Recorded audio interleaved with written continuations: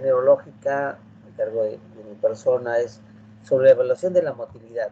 Un aspecto importante, si se recuerdan, la clase anterior tratamos de tres puntos clave: fases, actitud en marcha, con la cual podemos ir ya más o menos evidenciando cuál es la posibilidad etiológica o la posibilidad diagnóstica del paciente que acude a nosotros con una patología neurológica.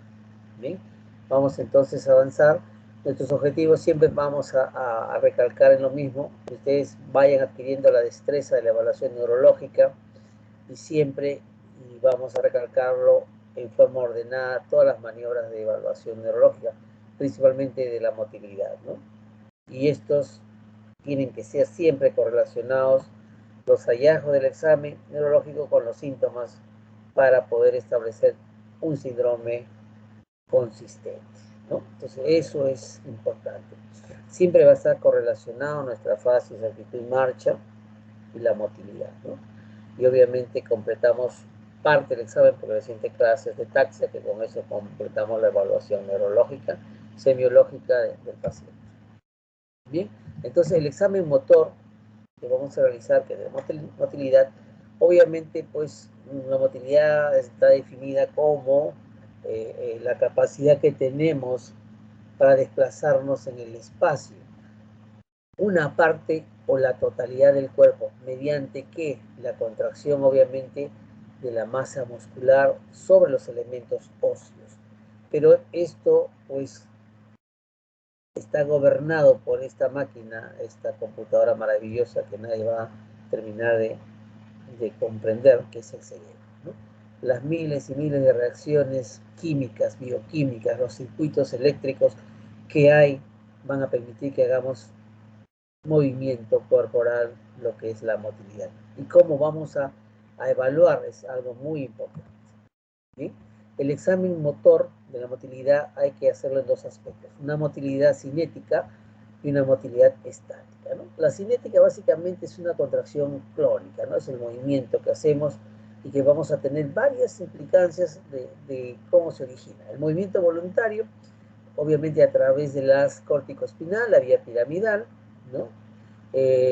Va a haber un movimiento también involuntario a través de la vía extrapiramidal, los movimientos reflejos, que es a través del arco reflejo en los circuitos del sistema medular y también cerebral, ¿no? Los movimientos automáticos que van a ser dependientes de la vía extrapiramidal, ¿no? Entonces, esos son los movimientos que vamos a realizar en forma cinética, ¿no? Y que vamos a tener que evaluar cuando hay alguna patología en alguna de estas áreas.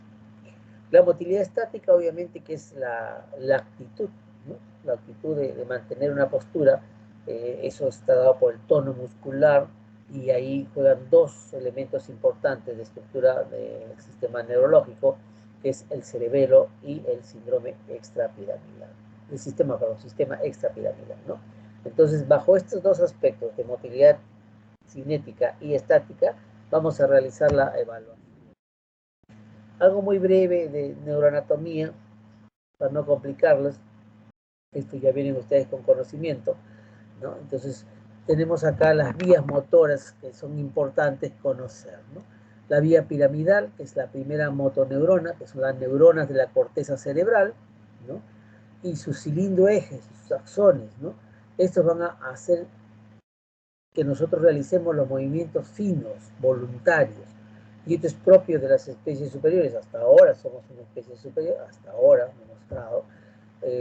Y este es propio de nuestra especie, estos movimientos finos, voluntarios que tenemos, ¿no?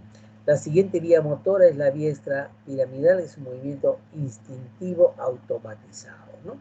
Y la vía terminal común, que básicamente es nuestra segunda motoneurona.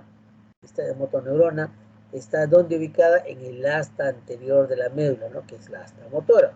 Acuérdense que la asta posterior es sensitiva, ¿no? Entonces está, digamos, en la asta anterior de la médula, y de acá forman los cilindroejes que van a ir hacia las raíces anteriores, plexos y nervios periféricos, que terminan ¿dónde? En las fibras musculares, ¿no?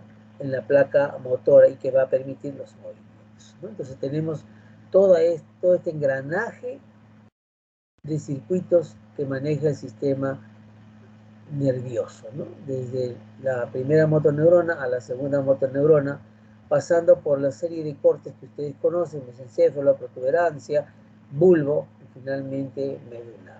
Cada uno tiene un tracto definido, ¿no? En cada alteración, en cada área va a provocar una manifestación y obviamente tenemos que tratar de establecer mediante el examen clínico la posible localización de alguna patología. Entonces, el examen de motilidad va a comprender la exploración que hagamos del trofismo muscular, del tono muscular, la motilidad activa voluntaria, que es la fuerza muscular, y la involuntaria, que es a través de reflejos y actividad automática asociada.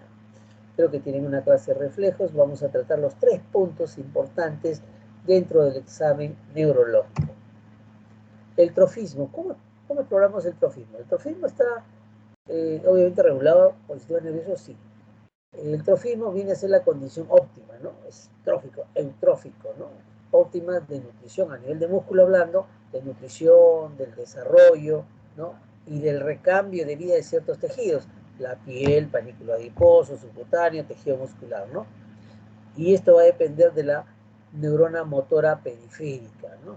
Se cuenta cuando hay una lesión, hay atrofia, ¿no? Hay atrofia muscular. Entonces, por eso que depende de la neurona motora periférica para que tengamos un trofismo adecuado de la masa muscular. ¿Bien?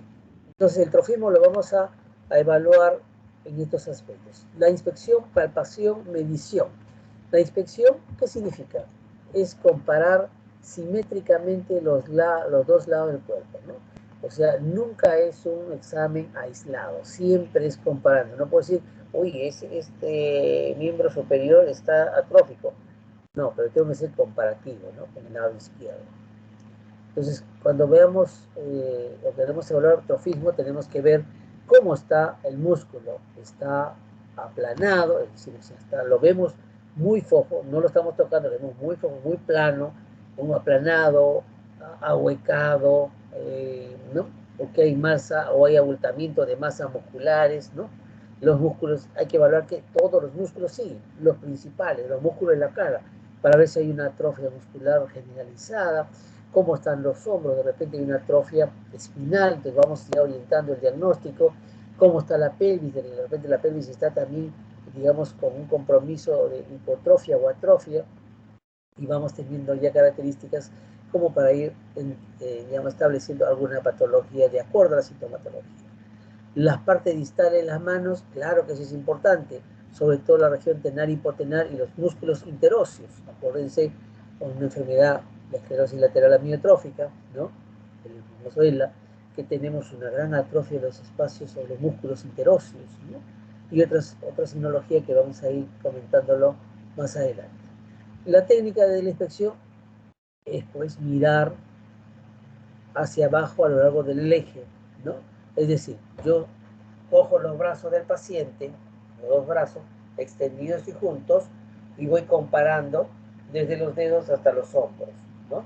Para ahí cómo está, los dos tienen la misma tonía, los mismos, se ve en forma simétrica ambas extremidades en la parte muscular. Hay uno que está, digamos, impresiona que está mucho más foco, más blando, más colgante, ¿no? Y cómo están las partes distales de las manos.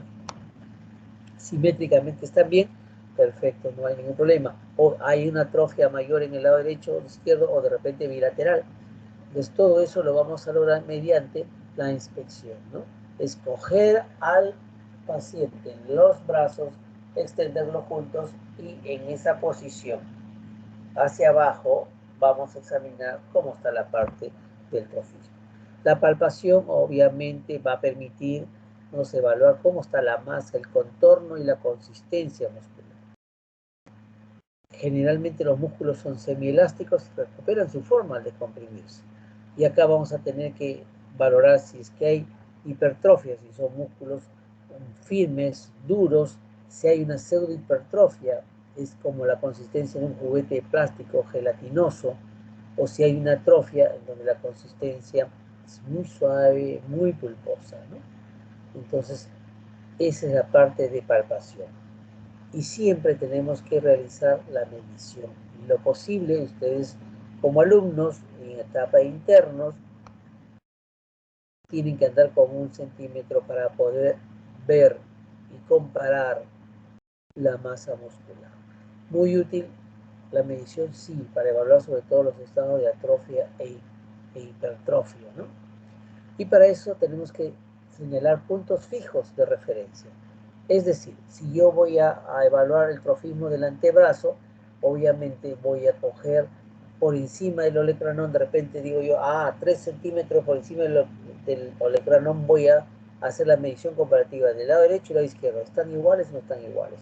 Igual puede ser a nivel de la rótula, de la rodilla, 3 centímetros por encima, o si quiero evaluar muslo, o de repente 4 centímetros, pero cojo un punto referencial para ambos igual, tanto por encima como por debajo de la rodilla o la patela. Entonces, para poder determinar simétricamente en ambos, comparativamente en ambos, si mantienen la misma medición, el mismo diámetro o la misma circunferencia, ¿no? Entonces, esto generalmente hay que hacerlo en una posición de cúbito relajado, ¿no? Entonces acá podemos ratificar la atrofia o la hipertrofia. Incluso estos dos hallazgos pueden darse en músculos individuales, ¿no? Y eso básicamente porque puede haber una lesión de una raíz que va a inervar determinado haz muscular y va a provocar un estado ya sea de atrofia, ¿no? Entonces eso nos permite evaluar en estos tres aspectos: inspección, palpación, medición.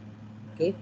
Entonces, ¿cuáles son los hallazgos que podemos encontrar en la parte de trofismo? Dos posibilidades: es una amiotrofia de origen neurogénico o es una amiotrofia de origen no neurogénico. De origen neurogénico, estamos pensando que la lesión de la motoneurona periférica de la vía piramidal, ¿no? O sea, hay esta lesión que está siendo afectada y está provocando una amiotrofia, una atrofia de origen neurológico. La característica de estas atrofias o amiotrofias es que son asimétricas a predominio distal, ¿no? Entonces, una característica es asimétrica a predominio distal y está asociada a ¿qué? Básicamente a que hay una disminución de fuerza, hay hipotonía o hay atonía. Otra característica importante, que hay arreflexia osteotendinosa. O sea, van a encontrar hipo o arreflexia marcada. Hay ausencia de alteraciones sensitivas, o sea que no hay problema de la sensibilidad. Y podemos tener la presencia de fasciculaciones. Entonces, esas son las características de la amiotrofia de origen neurogénico: lesión de motoneurona periférica vía piramidal, asimetría distal, disminución de fuerza, hipotonía o atonía, arreflexia y presencia de fasciculaciones. Esa es la característica que hay que recordar de las amiotrofias de origen neurogénico. Acá, lo característico, lo que les hablaba, la esclerosis lateral miotrófica, miren, ven cómo está la parte distal comparativamente, miren cómo está, hay una atrofia de los músculos interóseos, y si seguimos, digamos, subiendo, vamos a encontrar probablemente fasciculaciones, que son una de las características diagnósticas de esta enfermedad denominada ELA o esclerosis lateral amiotrófica. Fasciculaciones, ¿pero qué son fasciculaciones? Fasciculaciones, si algunos lo han visto, y si no lo han visto, chicos, entren a YouTube, busquen fasciculaciones. Me podía encontrar mi video que tenía del hospital de fasciculaciones de una paciente que tuvimos, de ELA, de reciente diagnóstico, pero entren y busquen. Las fasciculaciones son bien características. Estas se representan que contracciones clónicas breves, ¿no? De algunas fibras musculares o fibras aisladas de un músculo en reposo, sin desplazamiento de segmentos, ¿ok? Pues en reposo vamos a tener que hay fasciculaciones, ¿no? Entonces, esto, como dice ahí la diapositiva, corresponde pues a una activación espontánea de las fibras o unidades motoras y que son visibles en la superficie del músculo. Es típica su aparición en reposo, o sea, espontánea, ¿no? Aparición espontánea. Y esto se los puede inducir, si no lo vemos, un pequeño golpecito en la zona, por ejemplo, de antebrazo, ¿no? Percutimos con uno de los dedos y podemos estimular la aparición de fasciculaciones, ¿no? Entonces, y una cosa que hay que tomar en cuenta es que la observación de fasciculaciones durante la contracción tónica es normal, o sea, quiere decir cuando yo hago un movimiento y puedo tener fasciculaciones, esas son no patológicas, ¿no? Mientras las que están en reposo sin movilización de segmentos, esas son las fasciculaciones espontáneas de tipo patológico. Y esto básicamente, como hemos hablado, la característica de la miotrofia de origen neurogénico se presenta en patologías de neurona motora periférica. Y la miotrofia de origen no neurogénico, o sea, miogénico puro, muscular puro, va a caracterizarse porque hay una debilidad, es mayor que la emaciación. O sea, ¿qué significa? Que el músculo está débil, pero conserva, digamos, el trofismo muscular, ¿no? Por eso dice que la debilidad es mayor que la emaciación. O sea, el adelgazamiento no es mayor que produce debilidad. Es de por sí el músculo que está débil que está produciendo esta atrofia. La distribución es proximal, a diferencia del neurogénico que es distal. Son simétricas, a diferencia del neurogénico que son asimétricas. Reflejos osteotendinosos y fuerza está en relación al grado de atrofia que pueda estar comprometiéndose. No hay compromiso sensitivo, no hay fasciculaciones. Y hay una pérdida de la respuesta idiomuscular, ¿no? Es una de las características, ¿no? El reflejo idiomuscular es también una percusión, pero que van a ver ustedes que hay una contracción como una pelotita, como un globito se forma en la zona de percusión que se ha realizado, ¿no? ¿Sí? La miotrofia de origen miogénico, una miotrofia que básicamente secundaria a un problema de desnutrición, afecta a toda la masa muscular, por eso que es simétrica, y hay que considerar que los músculos representan 40-45% de peso corporal en una persona sana, ¿no? Entonces, cuando empezamos a bajar de peso, cuando hay un componente de disminución de masa muscular, el peso corporal disminuye, ¿no? Considerando este porcentaje que representa en la persona sana. No se asocia con paresia ni trastornos de reflejos y no hay fasciculaciones. Y la amiotrofia refleja por desuso, aquí el músculo parece emaciado, adelgazado, desnutrido, pero no débil. Y esta se acompaña a patologías articulares, ¿no? Y eso está relacionado topográficamente en relación a su localización. Y un ejemplo bien característico es las lesiones de rodillas, ¿no? Los jugadores que tienen una lesión de rodillas son operados, todo eso, o a veces son sometidos a lo que es un aparato de yeso, obviamente va a producir una disminución del volumen de la masa muscular, pero no su debilidad. Por eso que es una situación reversible, por eso que ellos rápidamente empiezan terapia física, para que no haya, digamos, esa amiotrofia por desuso, ¿no?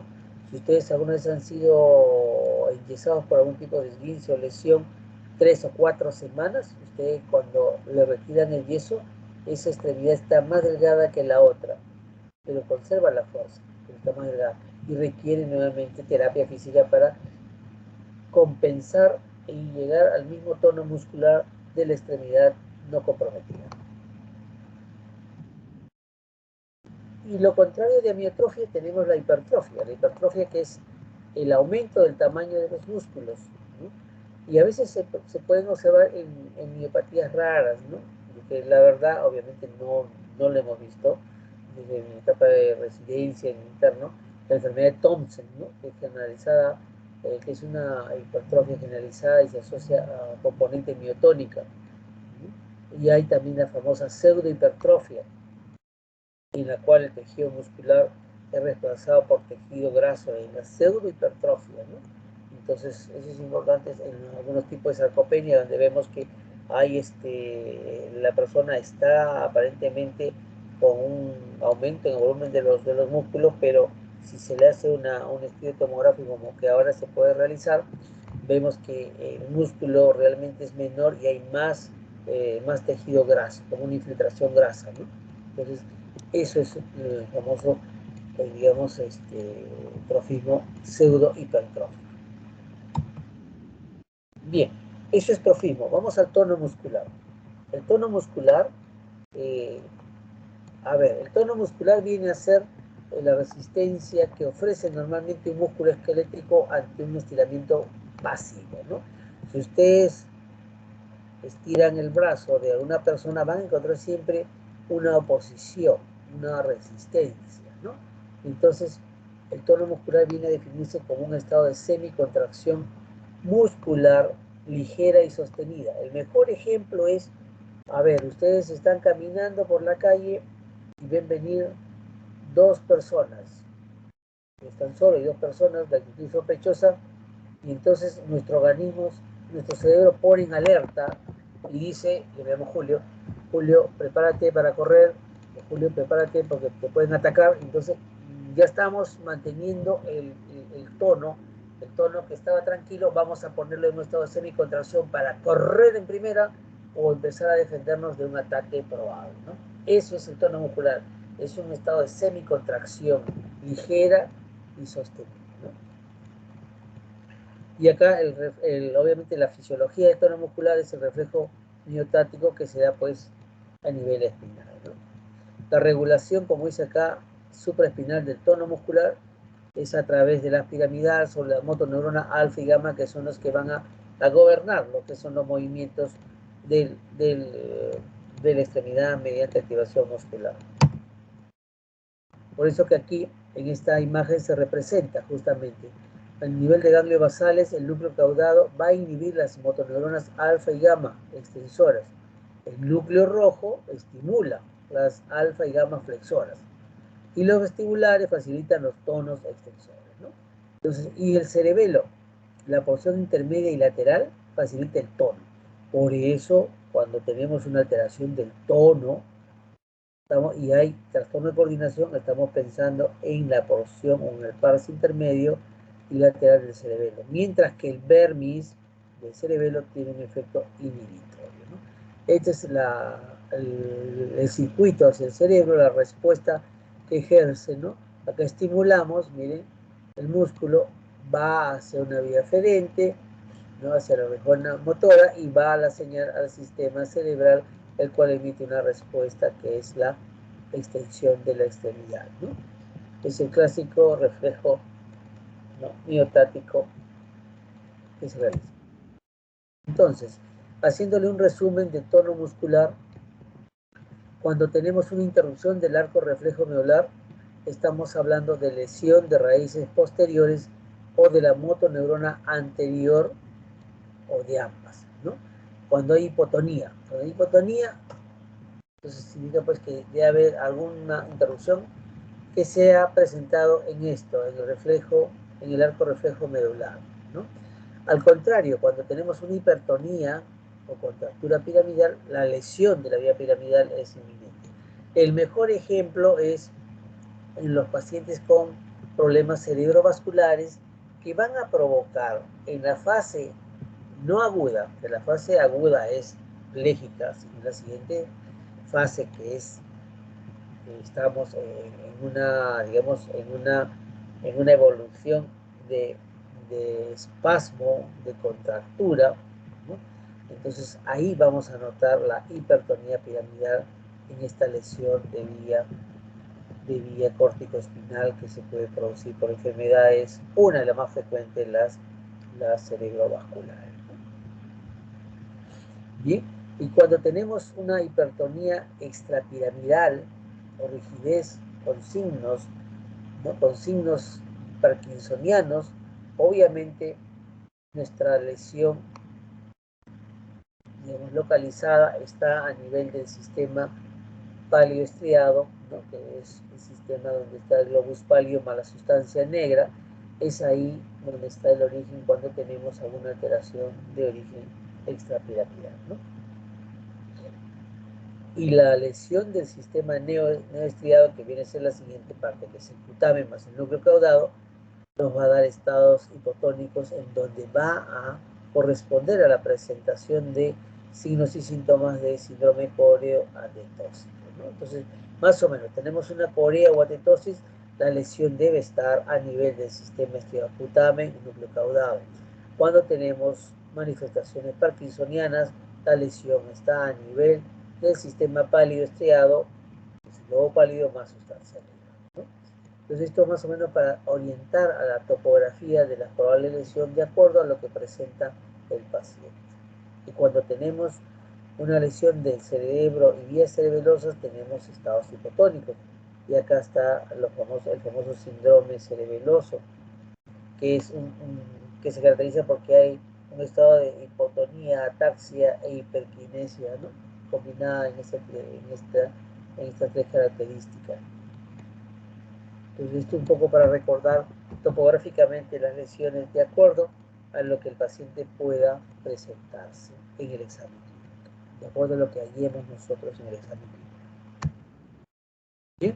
Entonces, la exploración de la motilidad pasiva del tono muscular, tenemos que darla, como hemos mencionado, la inspección de todos los músculos, la palpación con los movimientos pasivos. Y acá un poquito que vamos a mencionar dentro de la esfera meningia, que también hacemos el examen de tono muscular, la búsqueda de rigidez de nuca, las maniobras de Kernig y las maniobras de Dubczynski. Obviamente eso lo vamos a ver también, o lo van a ver en su seminario del síndrome meningio, pero una de las características que se puede presentar. Bien, entonces el tono muscular lo exploramos mediante estas características: inspección, palpación, motilidad pasiva, extensibilidad, ¿no? La inspección, lo que hemos hablado, es observar los relieves musculares y la forma del músculo como está. Entonces ahí podemos determinar si está aumentado y definido como la hipertonía, o está aplanado como un estado hipotónico, ¿no? Son las dos cosas que tenemos que definir cuando hacemos la inspección del tono muscular. La palpación, obviamente, que se realiza con la cara palmar de los dedos, ¿no? Perpendicular al eje mayor del músculo. Si voy a evaluar el muslo, mis dedos están, digamos, perpendicular a los bastos para poder palpar la masa muscular, ¿no? Entonces ahí se evalúa la consistencia. Hay flacidez, hipotonía. Hay aumentada, hipertonía, ¿no? La consistencia del músculo. Y la motilidad pasiva es los movimientos que ejecutamos nosotros como exploradores de los segmentos corporales. Y aquí los datos que se van a recoger del tono muscular y del estado óseo artículo muscular. Importante para poder definir cómo está el tono muscular y correlacionar con los hallazgos anteriores. La extensibilidad es la maniobra en la cual hay una máxima separación entre dos puntos de inserción. El hallazgo es cuando hay está reducida esta extensibilidad cuando hay contracturas musculares, y aumentada cuando hay una laxitud ligamentaria característica. ¿Sí? Entonces, significa que en la exploración del tono muscular, las maniobras de pasividad que ejecutamos en el miembro superior e inferior y las maniobras de extensibilidad son muy importantes. El miembro superior, por ejemplo, la maniobra de pasividad es el baloteo. ¿Qué significa? Voy a tomar la muñeca del paciente y sacudirla, la mano con movimientos cortos antero-posteriores. Entonces, y eso obviamente es en ambos lados, comparativo, para ver dónde hay hipotonía o no hay hipotonía. Los dos son simétricos en movimientos y obviamente nos descarta o nos permite decir que no hay una alteración, digamos, del tono muscular del miembro superior. Miembro inferior, igual, no tomamos el talón, tomamos el tobillo del paciente, ¿no? Igual hacemos movimientos de sacudida para ver cortos, los movimientos son cortos y laterales, para ver comparativamente cómo está, si es que hay alguna maniobra de pasividad positiva que nos indicaría que habría un estado de hipotonía, ¿no? Y dentro de las maniobras de extensibilidad, a nivel de miembro superior, tenemos ahí la flexión del antebrazo sobre brazo, en donde normalmente la muñeca no va a chocar con el hombro, ¿no? Y la otra maniobra es que la flexión del brazo sobre el pecho, normalmente el codo no pasará la línea media, salvo que haya un síndrome de hiperelasticidad, ¿no? A nivel inferior, igual como examinamos la maniobra de extensibilidad, el paciente lo ponemos en decúbito dorsal, la flexión de la pierna sobre el muslo. Normalmente el tobillo no va a chocar con la región isquiática, ¿no? La prueba talón isquio. Salvo que exista, como debo repetir, algún síndrome de hiperelasticidad, ¿no? Ligamentar. Entonces estas son las 4 maniobras que realizamos en la exploración del tono muscular en la maniobra de pasividad y extensibilidad para determinar el estado de hipotonía. ¿Hay maniobras especiales? Sí, hay maniobras especiales para evaluar el tono muscular. Dentro de ellos, la maniobra de Stewart-Holmes, en donde nosotros el explorador hace la oposición. Se solicita acá al paciente que flexione el antebrazo sobre el brazo, ¿no? Y nosotros tratamos de extenderlo haciendo una fuerza, una cierta fuerza, y en forma brusca cesamos la oposición. Y entonces la respuesta es que este miembro que estamos tratando de extenderlo vuelve a su posición inicial. Si estuvo así, tratamos de jalarlo y el paciente hace fuerza, al tratar de moverlo y soltarlo, vuelve acá, se queda en esta posición. Es la respuesta normal. Pero ¿qué pasa si al contrario regresa y puede llegar a golpearse incluso el mentón? Ojo, ahí estamos hablando de un estado de hipotonía, ¿no? La maniobra de André Thomas es la que ustedes ven acá, que es la maniobra en la cual el explorador se coloca detrás del paciente, le coge la cintura y hace una rotación de tronco hacia uno y otro lado. Y vamos a ver cómo se desplazan los miembros superiores, ¿no? Para ver si es que hay movimiento hipotónico o no, o de repente existe un movimiento, digamos, normotónico donde no hay esa flacidez que se va a evaluar. Entonces, quiere decir que la hipotonía la podemos precisar con la maniobra de Stewart-Holmes o la maniobra de André Thomas, ¿no? Entonces, esas son 2 maniobras que se tienen que realizar ante una sospecha de hipotonía. ¿Cuáles son las alteraciones que debemos tomar en cuenta del tono muscular? La hipotonía y la hipertonía, ¿no? La hipotonía, obviamente, vamos a tener una lesión muscular propia de las miopatías. Hay afecciones del sistema nervioso periférico.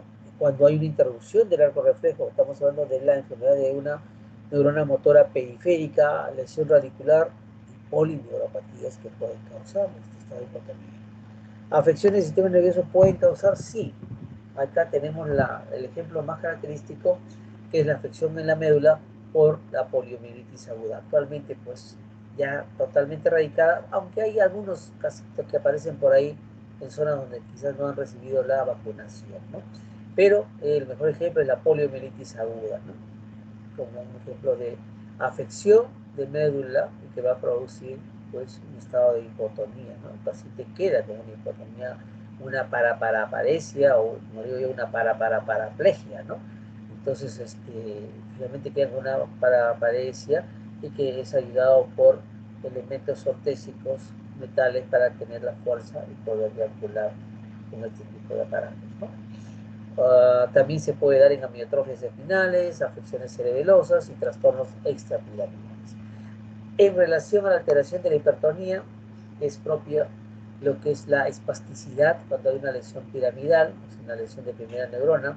Ahí hablamos de la actitud de la hemiplegia, pero más que la hemiplegia, ustedes saben que la hemiplegia es disminución o sin movimiento, ¿no? No hay movimiento del hemicuerpo o de las extremidades comprometidas. Pero sí, cuando pasa del estado pléjico al estado de espasticidad, que es ahí donde produce la hipertonía muscular, obviamente tenemos un signo que es característico de la navaja, que se ve en la fase espástica de los desórdenes cerebrovasculares, ¿no? La disfunción piramidal, la rigidez también es parte, digamos, de encontrar hipertonía muscular. Y acá vamos a encontrar la famosa evaluación del signo de la rueda dentada, ¿no? En donde es lo más característico del examen neurológico que tenemos que buscar. Acá los ejemplos. Acá, por ejemplo, la valoración de la motilidad pasiva, miren, el explorador coge el brazo del paciente a nivel codo, el otro, y empieza a hacer movimiento de extensión. Cuando no hay oposición, ni hablar, esa extremidad se va a ir. Y si pedimos que haga, digamos, fuerza, igual vamos a vencer esta oposición del movimiento, ¿no? Ahora, cuando llamamos signo de la navaja, cuando por ejemplo este paciente tenga un déficit motor, no hemiplegia, sino sería ya un estado de espasticidad muscular post-hemiplegia, cuando nosotros hacemos el estiramiento, este miembro vuelve rápidamente, vuelve como si abriéramos una navaja antigua, cuando pues, jalabas la punta de la navaja y se abría totalmente, o incluso cuando tú cerrabas, empujabas esto y hacía un cierre brusco, ¿no? Eso es lo que ocurre cuando hay un fenómeno de espasticidad muscular creando el estado de hipertonía. Y de origen extrapiramidal, el mejor ejemplo es como estas ruedas dentadas. Aquí, ¿qué pasa? Aquí el explorador también se sitúa en esta misma posición y va a hacer el movimiento de extensión y va a detectar con la mano que está en el apoyo a nivel del codo cómo esa articulación es como que pasaran engranajes y va a sentirlo. Ese es el famoso signo de la rueda dentada, muy característico de los pacientes con un cuadro de lesión extrapiramidal o Parkinsonismo o enfermedad de Parkinson que está presente. Y dentro de esa exploración del tono muscular nos referimos un poquito a los signos meningios, ¿no? Obviamente el signo meningios, como bien lo dice, cuando hay irritación de las meninges por un proceso inflamatorio, infeccioso, como causa frecuente. La maniobra de Brudzinski, que es una característica en la cual nosotros pegamos el mentón hacia el pecho y va a haber una respuesta de flexión de las extremidades inferiores. Este es el Brudzinski superior. Cuando yo quiero evaluar Brudzinski inferior, igual hago flexión sobre una de las extremidades y la otra también va a tomar la misma actitud. ¿Okay? Entonces tenemos este Brudzinski superior e inferior. Si por A o B no podemos hacer esta maniobra de lo que es pegar, hacer el movimiento de flexión de la cabeza, pegar el mentón al pecho, hagámoslo con la extremidad o la flexión de la extremidad inferior con esta respuesta que hemos conversado. Y la maniobra de Kerning, que viene a ser cuando hacemos que el paciente se levante o nosotros lo levantamos, lo sentamos, va a flexionar los miembros inferiores. ¿Okay? Ese es Kerning. Está echado y lo voy a levantar. Lo levanto y va a haber esa flexión espontánea de miembros inferiores. El Kerning inferior, el paciente de repente por X motivo no podemos levantarlo, entonces hacemos la búsqueda de este signo o esta maniobra haciendo la elevación extendida del miembro inferior y en algún momento cuando hay una irritación meningia va a provocar una flexión, ¿no? O sea, empezamos extendido y en algún momento va a provocar la flexión. Igual es en el otro lado, ¿no? Entonces tenemos la alternativa de hacer las maniobras tanto a nivel superior como inferior de Brudzinski y Kerning, ¿no? Los dos significativos en relación a la irritación del componente meningio que está siendo inflamado, infectado y que obviamente es de interés encontrar estos signos para poder dar una orientación diagnóstica. Aquí falta obviamente cuando hacemos este movimiento estamos ya evaluando también rigidez de nuca. Cuando hay una rigidez de nuca ustedes no van a hacer esto, ustedes tratan de hacer esto y se va a levantar en bloque todo. El paciente está rígido, está como una piedra, o una tabla que ustedes levantan, igualito se comporta. Fuerza muscular. La fuerza muscular vamos a evaluarla con relación a motilidad voluntaria, ¿no? Obviamente ahí tenemos la opción de de ver, evaluar rápidamente la región de cabeza en donde pedimos que el paciente haga la flexión, autoflexión, extensión o lateralización. Igual miembros superiores, evaluación del decúbito dorsal, nosotros nos vamos a oponer a los movimientos que haga el paciente y de acuerdo a eso vamos a poder determinar cómo está la fuerza muscular. Igual en miembros inferiores, podemos hacer los movimientos de posición o simplemente hacemos, a ver, señor, simule que está manejando bicicleta. Si lo hace, quiere decir que la fuerza muscular está conservada, ¿no? La valoración que tenemos que hacer en esta prueba de motilidad voluntaria está en relación a la amplitud de los movimientos, a la rapidez con la que se realiza y a la energía con la que moviliza a los miembros, ¿no? Entonces, eso es importante que tenemos que tener en cuenta al momento que valoramos la evaluación de motilidad voluntaria para determinar el estado de fuerza muscular. ¿Sí? Entonces, ahí hay una conclusión que dice que permite descartar la imposibilidad o limitación de factores osteoarticulares. O sea, siempre cuando vamos a evaluar tenemos que ver si es que no hay algún factor que pueda alterar nuestra interpretación. Por eso ahí se cita si es que hay factores osteoarticulares, un fenómeno artrósico severo, o si es que hay algún elemento de contractura muscular intensa que limita los movimientos, ¿no? Entonces todo eso tenemos que valorar antes de decir, hay una alteración en la fuerza muscular. Si hay algo que lo puede provocar, tenemos que establecer bien esa situación. Entonces, la fuerza muscular, la evaluación segmentaria, que es haciendo resistencia a los miembros superiores, en donde, por ejemplo, en esta posición pedimos al paciente que baje la extremidad superior y nosotros hacemos oposición o que eleve o que baje. Si baja, lo hacemos en sentido contrario y si pedimos que eleve, hacemos oposición en este sentido como está la imagen, ¿no? Igual las posiciones distales, ¿no?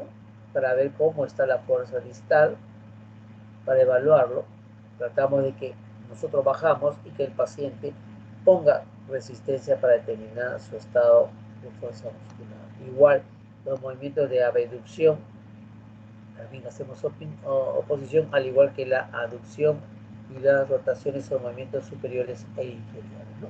Esos son los movimientos de oposición que se realiza para evaluar. Y cuando queremos ver miembros inferiores, los segmentos a evaluar, y una de las características principales es que yo puedo decirle al paciente que se ponga en puntas y talón. Si lo hace, la fuerza muscular está conservada.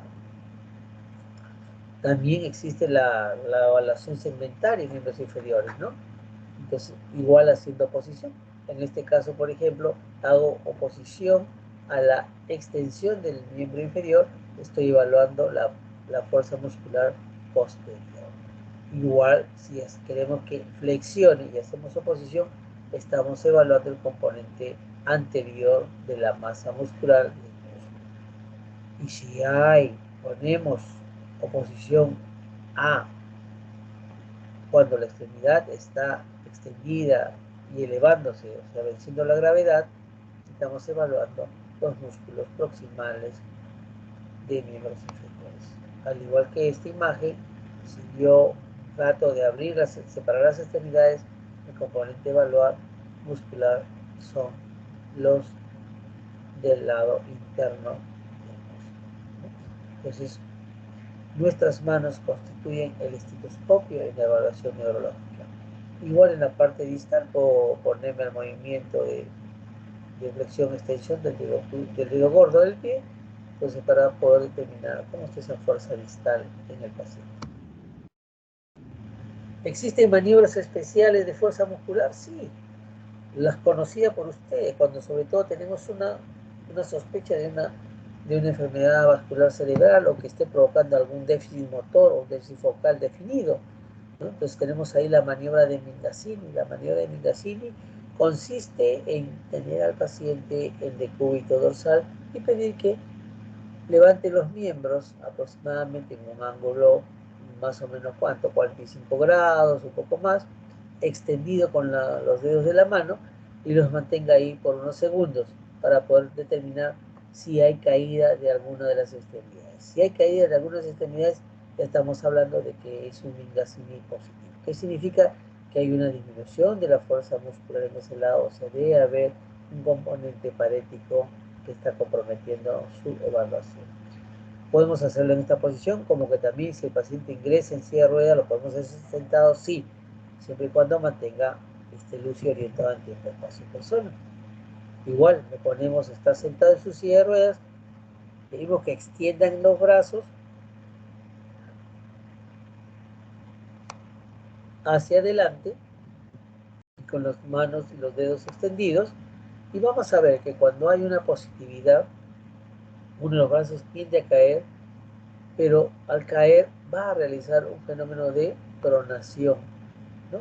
Que es una de las cosas que nos permite quizás diferenciar en el paciente o la paciente que tenga algún cuadro de histeria o un cuadro conversivo, ¿no?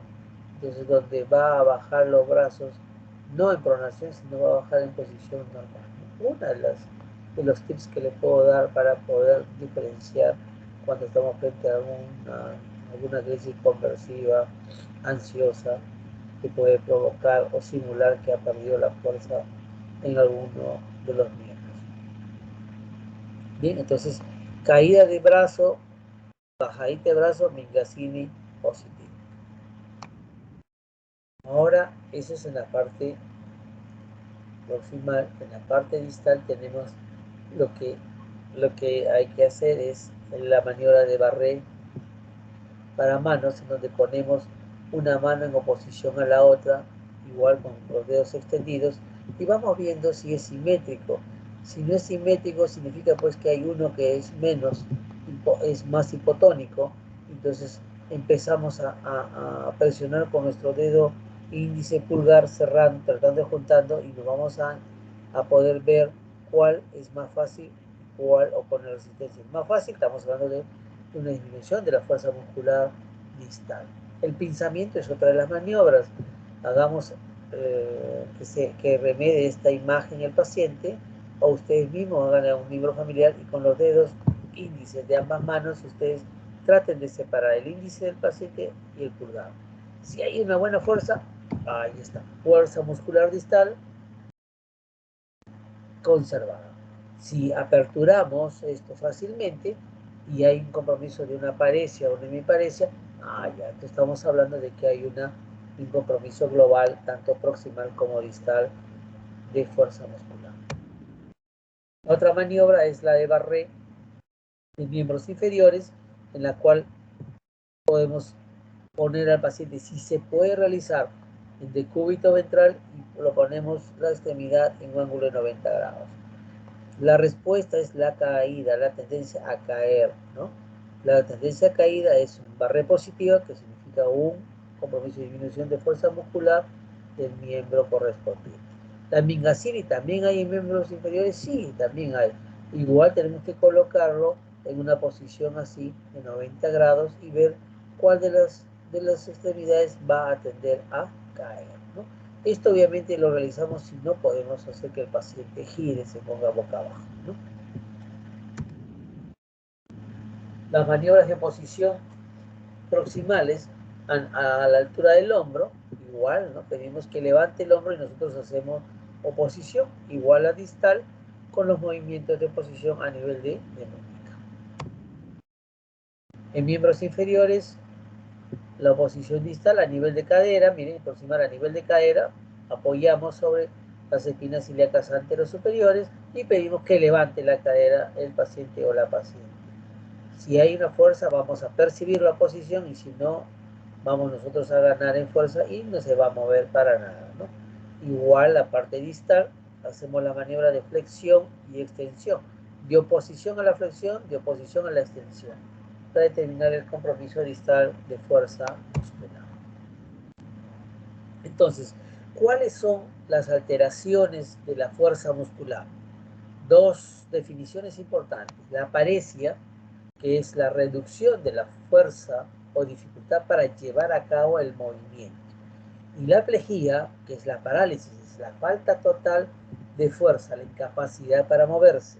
Por eso que les decía y les recalco que lo que es el signo de la navaja es en la hipertonía espástica, cuando hay una espasticidad, no en la fase de plejía, sino en la fase de espasticidad.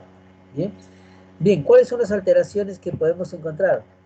Podemos encontrar cuando hay un compromiso de un solo miembro, monoparesia o monoplegia, ¿no? O sea, y ahí puede ser superior, o sea, braquial, o inferior, crural. Tenemos que ya tener la denominación y el lenguaje adecuado médico. Tiene una monoparesia braquial, tiene una monoparesia crural, tiene una monoplejía braquial o crural. La hemiparesia o hemiplejía es la afección de todo un hemicuerpo, ya sea derecho o izquierdo. Y acá unos datitos que puedan orientar la localización. Una hemiparesia o una hemiplegia global y proporcional significa los dos miembros afectados con la misma intensidad. Estamos hablando de un compromiso de la arteria cerebral media profunda. ¿Ok? Ustedes recuerdan la anatomía de la irrigación de la arteria cerebral media. Entonces, si tenemos profundamente una intensidad de una hemiplegia o hemiparesia uniforme en todo mi cuerpo, la cerebral media profunda está siendo lesionada. Si tenemos una hemiparesia o hemiplegia a predominio braquial, o sea, el predominio más miembro superior, obviamente ahí podemos tener la sospecha de una lesión en la arteria cerebral media superficial. ¿Ok? O sea, cuando hay predominio en miembro superior y cara, más que un miembro inferior, la cerebral superficial, la cerebral media superficial es la probablemente lesionada. Y si yo tengo, al contrario, una hemiparesia, hemiplegia con predominio plural, la cerebral anterior es la probable lesión topográfica que está ocurriendo. ¿Okay? Entonces miren cómo vamos variando con la sospecha de la topografía de acuerdo a las posibilidades diagnósticas que estamos teniendo en la evaluación neurológica.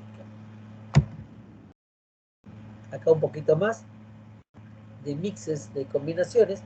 La hemiparesia o hemiplegia directa con parálisis facial central, hay, claro que sí, hay un compromiso de parálisis facial central y unilateral, por eso que es importante, cuando yo tengo un paciente con parálisis facial central, chequear de que no haya un compromiso vascular.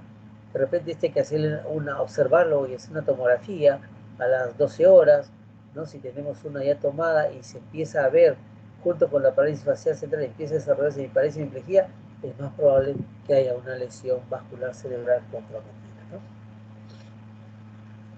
Y acá, cuando hay alternas, así puede haber una hemiplegia o hemiparesia derecha y tenemos una parálisis facial periférica del lado contralateral, ¿no? ¿Puede existir eso? Puede existir, como que se ve. Y vamos ya a las cuadriparesias o cuadriplegias, que son afectados los 4 miembros. Cuando es a predominio proximal, como hemos visto en la revisión, estamos hablando de miopatías. A predominio distal, polineuropatías, ¿no? Y, ¿cómo se llama? Cuando hay una paraparesia o paraplegia, es la afección de ambos miembros inferiores.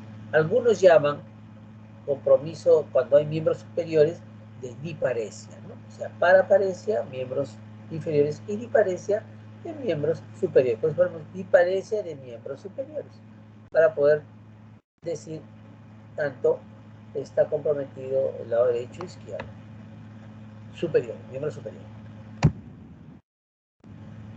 Entonces, un poquito para hacerle de los trastornos neurológicos un review. De la motilidad voluntaria tenemos parálisis y paresias, del tono muscular hipotonía y hipertonía, de la motilidad refleja profunda, superficiales, la hiperreflexia profunda, la reflexia, aparición de reflejos patológicos, ahí entra a tallar lo que es el reflejo de Babinski y sucedáneos.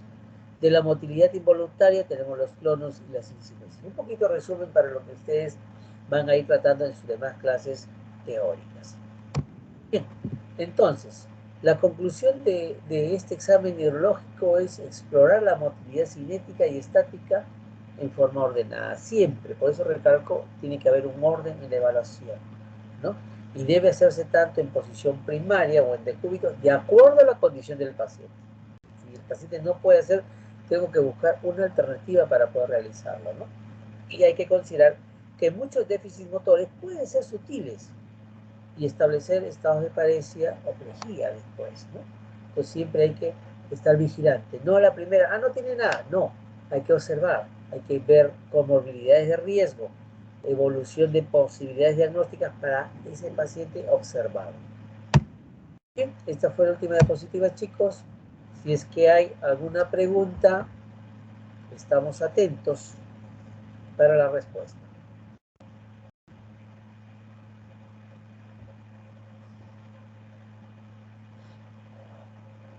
¿Qué dicen? ¿Alguna pregunta, duda? Creo que estamos aprendiendo los exámenes neurológicos en forma progresiva secuencial, asociando a sus seminarios que tienen ustedes para que vayan correlacionando. Como siempre vamos a encontrar los signos que evaluamos en los signos de los síndromes que están revisando. Muy bien, chicos, si no hay ninguna otra pregunta, coordino con la delegada para la siguiente clase teórica, porque tengo 3 con ustedes, que sería la ataxia, que es la que vamos a desarrollar como siguiente clase. Voy a coordinar con su Sí, doctor. compañera Fori Córdoba para poder. Sí. Gracias, doctor. Ok, a ustedes Doctor, gracias. ¿Ah? las diapositivas Dime. me lo pasa a mí o al compañero Calderón y ya para también subirlas al team para que lo puedan tener los compañeros.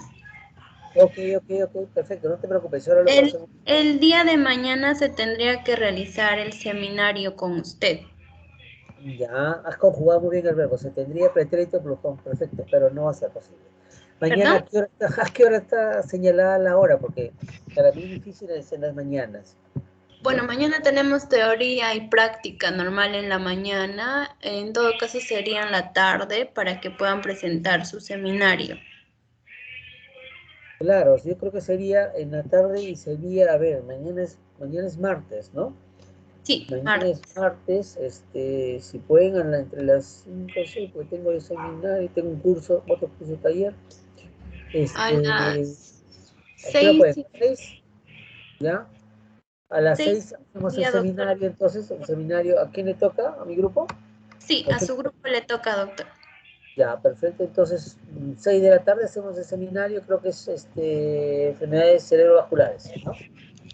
Justo va a estar, Mm, creo que sí, sí, a perfecto, ver, lo justo voy a va a estar. revisar. Sí, revísalo y entonces mañana a las 6 estamos juntando nuevamente. ¿Ok? Ya, doctor, gracias. El Listo. día 30 sería su teoría también. Sí, yo creo que vamos viendo. Sí, yo creo que sí, no hay problema. Hasta el momento no tengo problema en ese momento. ¿Ya? Ya, doctor, está bien. Listo. Muchas gracias. Ok, chicos, nos estamos viendo. Cuídense. Gracias. Hasta Chao, luego. chao.